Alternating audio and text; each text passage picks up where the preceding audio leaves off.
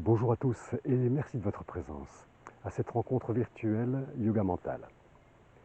Alors certains d'entre vous se sont déjà mis au boulot et ont d'essayer de faire un petit travail sur eux à l'aide de ce fameux Yoga Mental. Pour d'autres, la situation est un tout petit peu plus difficile parce que effectivement, c'est pas forcément évident de trouver les moments lorsque le rappel au téléphone nous dit ressens ton corps ou fais 3 respirations en conscience. C'est pas forcément évident selon ce que l'on fait de tout lâcher et de le faire. Donc ou si on a le temps, on replanifie ce rappel, ou bien on se dit je le ferai tout à l'heure. Et puis en fait, le tourbillon de la vie fait qu'on oublie tout simplement notre pratique mentale. Donc la proposition d'aujourd'hui, c'est d'essayer de faire en sorte de ne pas se prendre la tête avec ce yoga mental, de ne pas trop le prendre au sérieux. Euh, Lâcher prise. Tout ce que l'on fait, nous le faisons en tension. Notre travail, notre vie de famille, souvent est accéléré, et donc on n'est pas totalement détendu, décrispé, ou on n'a pas totalement la tête suffisamment libre pour être totalement à ce que l'on fait. Nos enfants nous font des demandes et nous sommes encore dans des problématiques du travail et on leur répond à côté.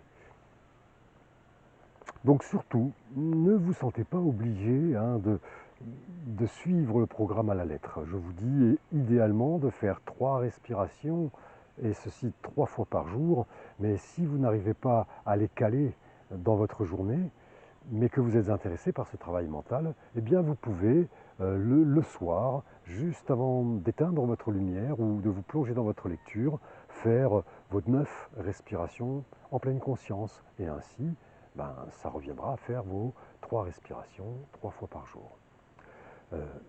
Il se peut également que parmi vous, il y en ait qui aiment aborder un yoga beaucoup plus classique, beaucoup plus basé sur le rituel. Alors, pas de problème, bien entendu, chacun va chercher, le yoga c'est un monde très vaste, donc chacun va y chercher ce qui l'intéresse. Donc surtout n'hésitez pas, si ces pratiques de yoga mental vous intéressent, mais que l'approche, la façon de faire, elle ne vous convient pas, rien ne vous empêche de sacraliser votre pratique. Si vous avez un lieu dans lequel vous aimez faire votre yoga, vos méditations, vous dépliez votre tapis, vous allumez des bougies, vous prenez votre bol tibétain, et puis vous alignez tranquillement, une après l'autre, les techniques proposées. Vous prenez conscience que la vie circule en vous, vous formulez votre vœu, vous scannez 3 fois votre corps, 9 respirations abdominales conscientes, plus le petit exercice que je vais vous proposer tout à l'heure. Ça vous prendra un certain temps, ça sera votre petite méditation, votre petite mise en, en application de ce yoga mental, et après rien ne vous empêche de faire quelques postures.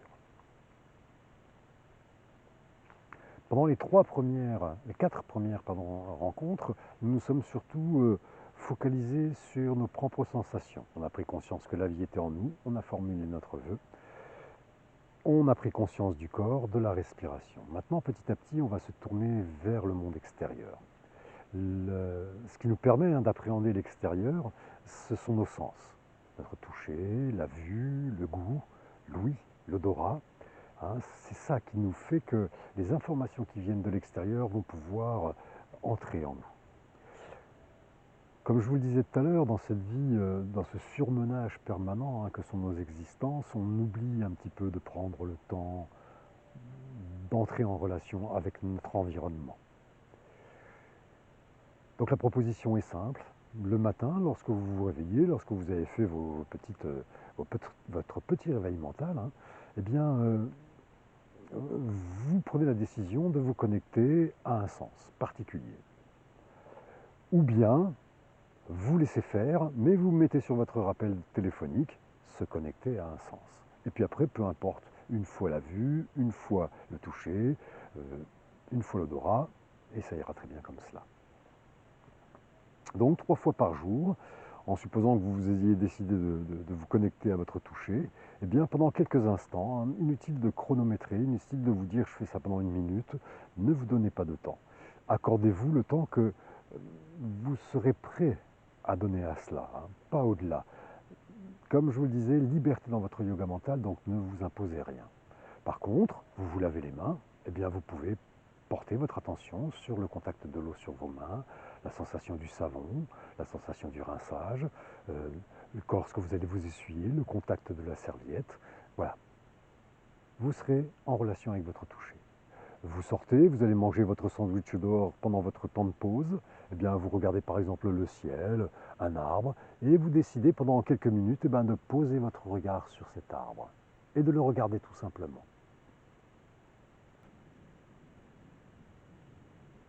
Comme je vous le disais, hein, ne vous obligez pas à suivre un temps illimité, ne vous chronométrez pas. Vous accordez à l'extérieur le temps que vous pouvez, ni plus, ni moins. Le principal, c'est de répéter ces petits exercices, parce que c'est la répétition qui va vous permettre d'affiner votre conscience, cette conscience de la vie, cette conscience de l'environnement, cette conscience de notre présence. C'est cette conscience qui fait que ça va couper un petit peu avec le flux de nos insensés de nos pensées, hein.